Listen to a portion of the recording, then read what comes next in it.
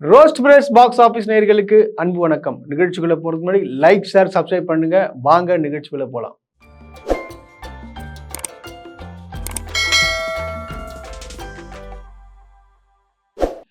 HMP virus வந்துருச்சான். இப்ப என்ன ஆக போதான், அது எல்லாரையும் அட்டாக் பண்ண போதான் அப்படின்ற ஒரு செய்தி தான் பரப்பிட்டே இருக்குங்க. ஆக்சுவலா பாத்தீங்கன்னா கொரோனான்ற ஒரு வைரஸ் பத்தி நம்மளுக்கு எல்லாம் தெரியும். சோ அந்த மாதிரிதான் இது இருக்க போகுது. நம்மள ஊரடங்கு திருப்பி போட போறாங்க, அவ்வளவுதான், இதுக்கப்புறம் காலி அப்படின்னு சொல்லிட்டு சமூக வலைத்தளம் சரி, நேர்லயும் சரி, நிறைய பேர் இந்த மாதிரி பொய் பிரச்சாரம் பண்ணிட்டு இருக்காங்க. ஆக்சுவலா பாத்தீங்கன்னா HMP வைரஸ்னா என்ன, அது எப்படிலாம் அட்டாக் பண்ணும், இதனால என்னென்னலாம் பாதிப்பு வரும்ன்றத நம்ம டீட்டெயிலா பார்க்கலாம். கொரோனா அதை நம்ம வாழ்க்கையில மறக்கவே முடியாத ஒரு வடுவாவே மாறி போச்சுன்னு சொல்லலாங்க. 2020 ஏப்ரல் மாசம் எல்லாருக்குமே தெரியும் அப்ப என்னென்ன ஆச்சுன்னு சொல்லிட்டு. அதாவது ஊரடங்கு போடப்பட்டாங்க. அதாவது புதுசா இருக்கும் நம்மளுக்கு, என்னடா அது ஊரடங்கு போட்டாங்க, என்ன ஊரடங்குனா என்ன அப்படின்றது நமக்கு தெரியாது. ஊரடங்குன்னா என்ன, வீட்டுல இருக்கு சொல்லுவாங்க, அப்புறம் வெளியே வந்துடலாம் அப்படின்றதுதான் இருக்கும். பட் ஆனா பாத்தீங்கன்னா கிட்டத்தட்ட ஒரு 3 மாசமா நம்ம வீட்டை விட்டு வெளியே வராம வீட்டுக்குள்ளேயே இருந்த நாட்கள் எப்படி இருந்துச்சுன்னு சொல்லிட்டு உங்களுக்கு எல்லாருக்குமே தெரியும். அது போக பாத்தீங்கன்னா ஏகப்பட்ட மரணங்கள், புதைக்க கூட இடமில்லாத அளவுக்கு போச்சுன்னு சொல்லாங்க. அவ்வளவு மரணங்கள் ஏற்பட்டுச்சு. அவ்வளவு கொடிய நோய் கொரோனா அட்டாக் பண்ணுச்சு. அப்பெல்லாம் பாத்தீங்கன்னா தினமும் டிவில நியூஸ் சேனல் தவிர வேற எந்த சேனலும் பார்க்க மாட்டோம். இன்னைக்கு எத்தனை பேர் செத்தாங்க, ஐயோ இதுக்கப்புறம் எத்தனை பேர் பரவி இருக்கு, இது அதிகமாகுமா, எல்லாருக்கும் வருமான்னு சொல்லிட்டு ஒரு மரண பயத்திலே இருந்த நாட்கள் தான் அது. யாராலையும் மறக்கவே முடியாது. ரோட்ல எல்லாம் பாத்தீங்கன்னா யாருமே வரமாட்டாங்க, அப்படியே வெளியே யாரும் போக முடியாது. அப்படியே பாத்தீங்கன்னா ஒரு காலியா இருக்கும். அது ஆக்சுவலா பாத்தீங்கன்னா நைட்ல 1 மணிக்கு எப்படி இருக்குமோ அதே போலதான் பாத்தீங்கன்னா வச்சுக்கலாம், வெளிச்சத்துலயும் இருக்கும். ஸோ அந்த மாதிரியான இதா இருந்துச்சு. அதுக்கப்புறம் பாத்தீங்கன்னா வெளியில வந்தா போலீஸ் அவங்கள இது பண்ணுவாங்க, கட்டுப்படுத்துவாங்க. சில சில காவல்துறையினர் கடுமையான நடவடிக்கையும் எடுத்துக்கிறாங்க. அந்த நாட்கள்ல தான் பாத்தீங்கன்னா வச்சுங்களேன், அந்த OTT எல்லாம் பயங்கரமா ஃபேமஸ் ஆச்சு. எல்லாருமே அதை இது பண்ணி டவுன்லோட் பண்ணி பார்க்க ஆரம்பிச்சாங்க, பேமெண்ட் பண்ணி பார்க்க ஆரம்பிச்சாங்கன்னு சொல்லலாம். ஸோ அந்த மாதிரி காலகட்டங்கள் தான் கொரோனான்றது ஒரு மோசமான வைரஸ்ங்க. கண்டிப்பா நம்ம பக்கத்து வீட்லயும் பாதிக்கப்பட்டு இருப்பாங்க, நிறைய பேர் இறந்திருப்பாங்க. சோ அந்த சம்பவங்கள்லாம் போகும். சோ அந்த மாதிரி தான் இந்த HMP வைரஸ் இருக்குமா இருக்காதா அப்படின்றதுதான் ஒரு கேள்விக்குறியா இருக்குங்க. ஆக்சுவலா HMPனா என்னன்னு பாத்தீங்கன்னு வச்சுங்களேன், ஹியூமன் மெட்டாபியம் அப்படின்னு சொல்லிட்டு சொல்லுவாங்க. அதுதான் ஃபுல் ஃபார்ம். ஆக்சுவலா இந்த வைரஸ் பாத்தீங்கன்னா 2001 சைனால கண்டுபிடிச்சுன்னு சொல்லாங்க. இது 2010 இந்தியால வந்துச்சுன்னு சொல்லிட்டு பல டாக்டர்ஸ் சொல்லிட்டு இருக்காங்க. ஆக்சுவலா இந்த HMP வைரஸ் பாத்தீங்கன்னு வச்சுங்களேன், அது என்னென்ன பாதிப்பு வரும்னு பாத்தீங்கன்னா, ஜுரம் எப்படி வரும், நல்ல ஜுரம் வந்துச்சுன்னா உங்களுக்கு எப்படி ஏற்படும், அந்த மாதிரி இருக்கும். ஆக்சுவலா பாத்தீங்கன்னா மூக்குல நீர் வடிதல், அப்புறம் உங்களுக்கு மூச்சு விட முடியாது.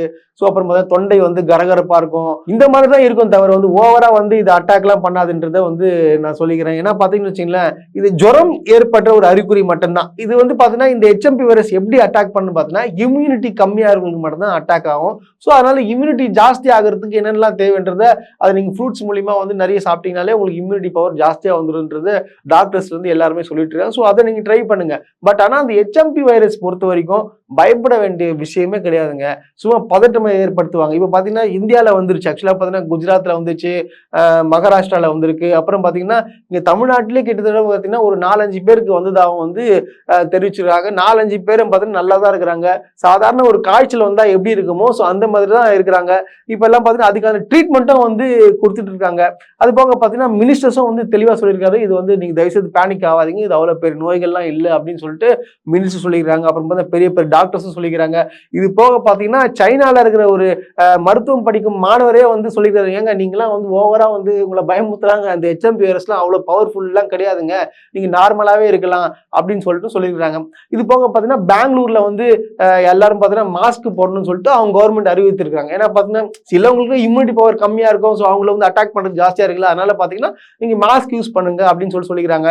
நம்மளும் என்ன சொல்றோம், நம்மளும் ப்ரிகாஷன் மாரி பாத்தீங்கன்னா நம்மளும் மாஸ்க் போட்டுனே இருக்கலாம். ஏன்னா மாஸ்க்னால பல நோய்கள் நம்ம தடுக்க முடியும் இல்லையா. மாஸ்க் யூஸ் பண்றது நல்லதுதான். ஸோ அதுக்காக மாஸ்க் கட்டாயமா போடணுன்றது கேட்டீங்கன்னா அது அப்படிலாம் இல்லை, உங்களோட விருப்பம் தான். ஏன்னா அந்த அளவுக்கு ஒரு கொரோனா மாதிரி ஒரு டேஞ்சரஸான வைரஸ் இல்லைன்னு தான் இதுல நிறைய பேர் சொல்றாங்க. மேலும் இந்த வைரஸ் அட்டாக் ஆச்சுன்னா எத்தனை நாள் இருக்கும்னு பாத்தீங்கன்னு வச்சுங்களேன், 3 இல்ல 5 நாட்கள் தான் இருக்கும். நீங்க மருந்தே எடுக்கலாலும் சரி அது சரியா போயிடும். நீங்க தனியா இருந்தாலே அதுவே ஆட்டோமேட்டிக்கா சரியாயிடும். அதுக்காக பாத்தீங்கன்னா ஹாஸ்பிட்டல்ல பாத்தீங்கன்னா பெட் இன்க்ரீஸ் பண்றது, ஸோ அந்த மாதிரியான விஷயங்கள்லாம் இதுக்கு தேவைப்படாது. இன்னொரு விஷயமும் தெளிவுபடுத்துறாரு, என்னன்னு பாத்தீங்கன்னா இனிமே நம்ம வைரஸ் கூட தான் வாழ போறோம், ஃப்ரெண்ட்ஸா இருக்க போறோம் அப்படின்னு சொல்லிட்டு அமைச்சர் அவர்கள் சொல்லியிருக்காரு. ஏன்னா பாத்தீங்கன்னா பல நிபுணர்கள் இது வந்து கொரோனா டைம்லயே பாத்தீங்கன்னா பல நிபுணர்கள் சொல்லியிருக்காங்க இந்த மாதிரி வந்து இதுக்கு இனி வரும் காலகட்டத்தில் பாத்தீங்கன்னா வைரஸ் கூட தான் நம்ம இருக்கணும். ஸோ அந்த மாதிரி நிறைய வைரஸ்கள் உருவாகும். ஸோ அதெல்லாம் பதட்டப்படாம தைரியமா இருந்தாலே அது போயிடும்னு சொல்றாங்க. நம்ம என்ன பண்ணலாம்னா வைரஸ் கூட ஃப்ரெண்ட்ஸா இருக்க வேண்டியதுதான். வா வா மச்சான் அப்படி நல்லா இருக்கியா அப்படின்னு சொல்லிட்டு கேட்க அந்த மாதிரி நீங்க வந்து எடுத்துக்கணும். ஸோ வந்து வைரஸ் அட்டாக் ஆச்சு ஐயோ எனக்கு எதுனா ஆயிடுமோ பதட்டமா இருந்தீங்கன்னா அந்த பதட்டமே வந்து உங்களை வந்து சீரியஸ் ஆகிடும் சொல்லிட்டு நிறைய நிறைய மருத்துவர்களும் சொல்றாங்க.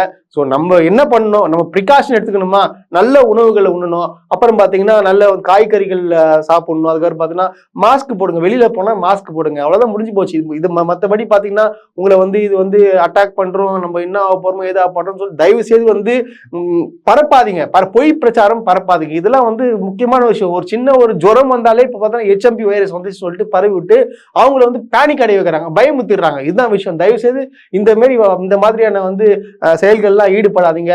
சமூக வலைத்தளத்துல வந்து தயவு செய்து வந்து பொய் பிரச்சாரம் பண்ணாதீங்க இந்த வைரஸை பத்தி.